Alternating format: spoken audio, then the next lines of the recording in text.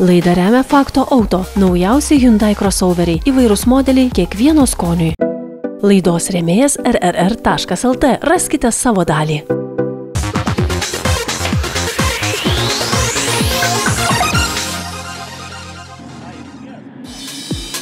Petras Šiaučiūnas Lietuvoje žinomas dėl dviejų veiklų. Vieni jį žino kaip savo gyvenimą internete ir televizijoje dokumentuojantį ūkininką, o kiti kaip lenktynininką, sėkmingai skinantį podiumus Lietuvos ralio čempionate.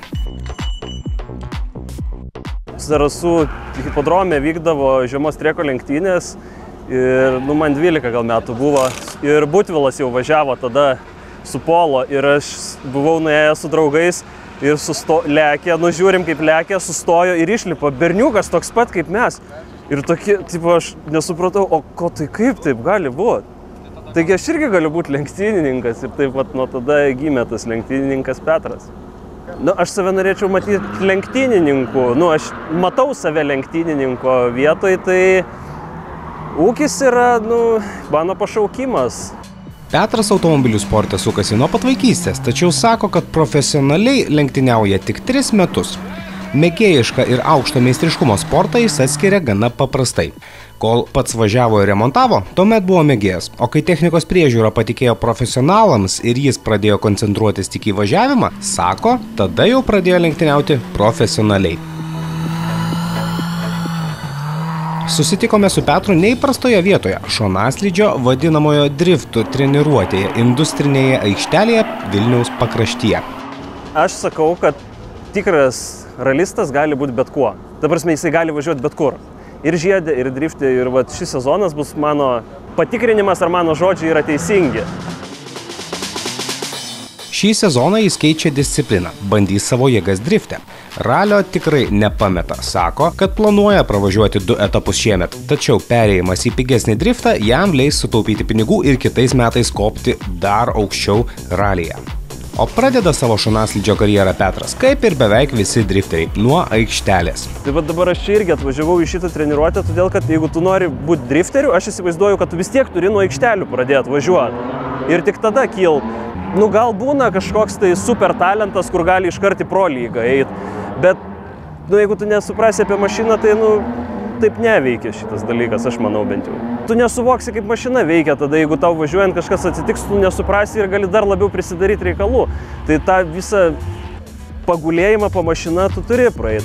Ūkininkaujantis lenktynininkas turi rankas, technika jam nesvetima, tačiau sako, kad rimtus darbus mėgsta patikėti profesionalams. Į ralyje patikėjęs automobilį su profesionalam prižiūrėti ir driftė irgi pro lygos automobilį man konstruoja žmonės, kurie supranta, kurie žino ir jie prižiūrės man mašiną. Aš tik tai pilotas būsiu, o čia mano pasižaidimas toks savaitgalinis. Važiavau su Opeliu ralį, tai praėjau aš tą mokyklą, kai pats guli po mašiną, kai nespėjai paskui laiko kontrolę, tada neturi koncentracijos važiuoti, tai irgi, galima bus pažiūrėti tiesiog į automobilius, kaip atrodo, kur aš ruošiu ir kur profesionalai ruošia. Bet ir iš kitos pusės tada galėsim pažiūrėti ir kur važiuoju. Aš su tokiu ir kur su anu važiuoju. Nes jau kai profesionaliai važiuoji, tu eini važiuoti, o nebe taisyti. Aišku, techninės žinios lenktyniaujant būtinos, nes kartais žinojimas, kas ir kodėl neveikia ir kaip greitai galima surasti problemų sprendimo būdą, gali išsaugoti rezultatą. Turėjom tokią neįtikėtiną istoriją šiemet, kur net mechanikai stovėjo tokia be žodžių, ta prasme visi liko. Vairo stiprintuvas Kelmėj, Mažeikiuose, vairo stiprintuvas Suzukiui numirė ir turėjom į uždarą parką palikinėti mašiną nakčiai ir prieš tai nebespėjo pakeisti. Sakė, ryte turim 15 minučių, per tas 15 minučių keisim siurblį ir važiuosit. Bet tada mums su Žilvinu kilo klausimas, o ar jūs spėsit pakeisti, nes mes kovojam dėl prizinių vietų, sako, ar jūs spėsit? Garantijų nedavė. Tai tiesiog sakėm, važiuosim kaip yra, su neveikiančiu. Bet tada prisiminiau, kad Hado turi tokį revitalizantą, vairo stiprintuvai. Ir aš jų buvau padalinęs žmonėm, kaip dovanų. Ir įkėliau postą ir paprašiau, kad man parneštų atgal tuos. Ir supylėm 3 porcijas šito, peržegnojom ir išvažiavom su numirusiu ryte jau čia. Peržegnojom ir išvažiavom ir atsigavo vairo stiprintuvas siurblys ir visi tiesiog buvo išsižioję. Nors ūkio techniką Petrui prižiūri sertifikuoti meistrai, jis pats atkreipia dėmesį į naudojamas priemonės. Džiohadu naudoju visas priemonės tiek traktoriam. Tai vienam traktoriui negaliu dar pilt, garantinis yra. O visai kitai technikai naudoju visus tepalus, šituosgi tepimo taškam, guoliam visokias priemonės, variklio.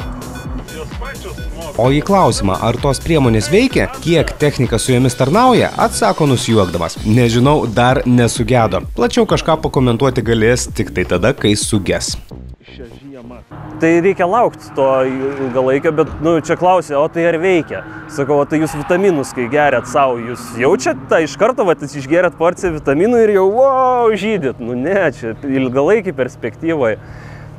Aišku, labai žmonės nesupranta to dalyko. Bele kokius tepalus pila ir tipo bus gerai. O paskui, kai reikia parduoti mašiną, kainos nebėra, pasirodo.